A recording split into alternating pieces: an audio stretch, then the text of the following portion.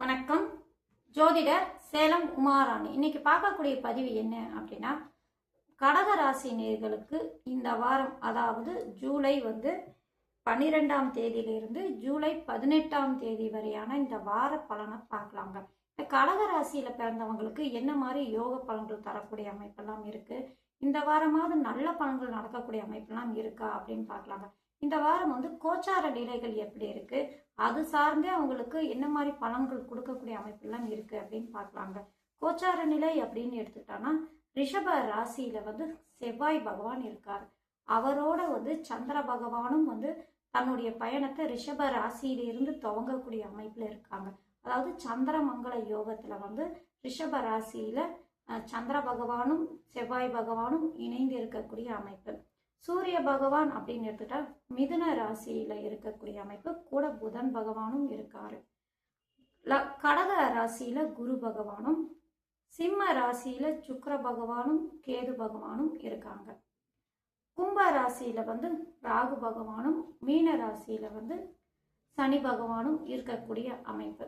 இந்த வாரம் பாருங்க, 16ஆம் தேதி இரவு சூரிய பகவான் சிம்ம ராசியில இருந்து கடக ராசிக்கு பயிற்சி ஆகக்கூடிய அமைப்பு, ஆடி மாத பிறப்பு ஆரம்பிக்கக்கூடிய அமைப்புங்க. ஸோ இதுதாங்க இந்த வாரம் கடக ராசிக்கு கோச்சார நிலையை காட்டக்கூடிய அமைப்பு. இந்த அமைப்புல இந்த கடக ராசியில பிறந்தவங்களுக்கு என்ன மாதிரி பலாபலன் கொடுக்கும், என்ன மாதிரி யோக பலன்லாம் கொடுக்கும் விரிவா பார்க்கலாங்க. கடக ராசியில பிறந்தவங்களுக்கு கடக ராசிக்கு அதிபதி யாரு அப்படின்னு எடுத்தா சந்திர பகவான் ஆவார்.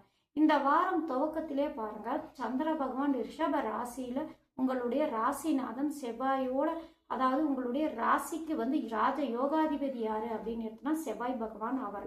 அவரோடு இணைந்து உச்சம் பெற்றிருக்கக்கூடிய அமைப்புல இருக்கிறதுனால இந்த வாரம் ஆரம்பிக்கிறதுனால இந்த வாரம் ஆரம்பிக்கும் போதே ஒரு நல்ல பலன்கள் தரக்கூடிய அமைப்பிலே இருக்குங்க.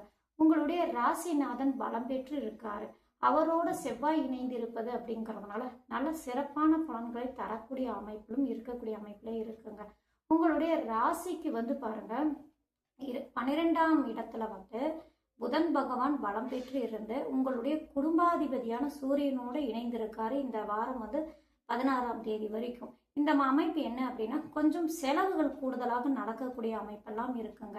ஏன்னா 2ஆம் அதிபதி 12ஆம் இடத்துல பலம் பெற்று இருக்காரு. குரு பகவான் உங்களுடைய ராசியில உச்சம் பெற்று இருக்காரு. குரு பகவான் யாரு அப்படின்னு எடுத்துட்டா உங்களுக்கு பாக்கியாதிபதியாக இருந்தாலும் அவரே 6ஆம் அதிபதியாக இருக்கக்கூடிய அமைப்பு. அப்படிங்கிறதுனால இந்த கிரக அமைப்பு கொஞ்சம் செலவுகள் கொஞ்சம் கூடுதலாக நடக்கக்கூடிய வாரமாக இருக்கிறதுனால செலவுகள் கொஞ்சம் கட்டுப்படுத்திக்கோங்க. அப்பதான் லாபத்தை கொஞ்சம் பிடிக்க முடியும். லாபத்தை கொஞ்சம் மிச்ச பிடிக்கக்கூடிய அமைப்புல இருக்கக்கூடிய அமைப்பாக இருக்குங்க.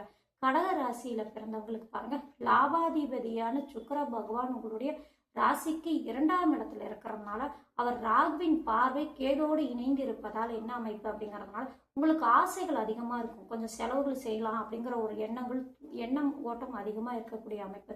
சுக்கிர பகவான் சுகாதிபதி லாபாதிபதி அப்படிங்கிறதுனால ராகுவின் பார்வை இருக்கிறதுனால கொஞ்சம் செலவுகள் அதிகமா கூடுதலா வரக்கூடிய அமைப்பு இருக்கிறதுனால செலவுகள் கட்டுப்படுத்தி உங்க கண்ட்ரோல்ல வச்சுக்கோங்க, சரிங்களா? அப்பதான் லாபத்தை நீங்க ஈட்ட முடியும், சரிங்களா? அதே போல தேவையற்ற பிரச்சனைகள் சங்கடங்கள் எல்லாம் வரக்கூடிய சூழ்நிலையில இருக்கிறதுனால குடும்பத்தில் கொஞ்சம் சலசலப்பெல்லாம் வரக்கூடிய அமைப்பெல்லாம் இருக்கிறதுனால கொஞ்சம் அதுல எல்லாம் கொஞ்சம் ஜாக்கிரதையா இருக்கக்கூடிய அமைப்பிலேயே இந்த கடக ராசி நேர்களுக்கு இருக்குங்க. கடக ராசியில பாருங்க, குரு பகவான் உச்சம் பெற்று இருக்கிறதுனால அவர் 6ஆம் அதிபதி அப்படிங்கிற ஒரு அமைப்பும் இருக்கிறதுனால குழந்தைகள் மூலியமா செலவுகள்லாம் கொஞ்சம் ஆகக்கூடிய அமைப்பா இருக்குங்க.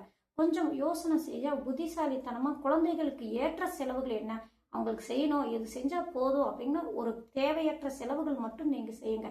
தேவையை மீறி குழந்தைகளுக்கு நீங்க செலவுகள் செய்யாதீங்க, சரிங்களா?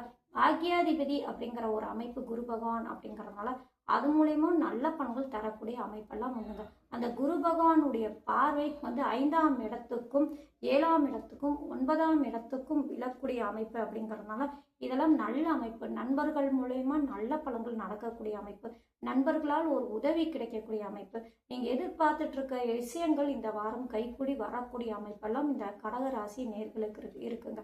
கடக ராசிக்கு பொறுத்த வரைக்கும் கொஞ்சம் செலவுகள் கொஞ்சம் கட்டுப்படுத்தி வச்சுக்கோங்க. செலவுகள் அதிகமாகிறதுனால அதை மட்டும் நீங்க பார்த்துக்கிட்டாவே போதுங்க. மற்றபடி கடக ராசி நேர்களுக்கு இந்த வாரம் சிறப்பான யோகமான பலன்கள் தரக்கூடிய அமைப்பெல்லாம் கிரக நிலைகளெல்லாம் காட்டக்கூடிய அமைப்பாகும். நன்றி, வணக்கம்.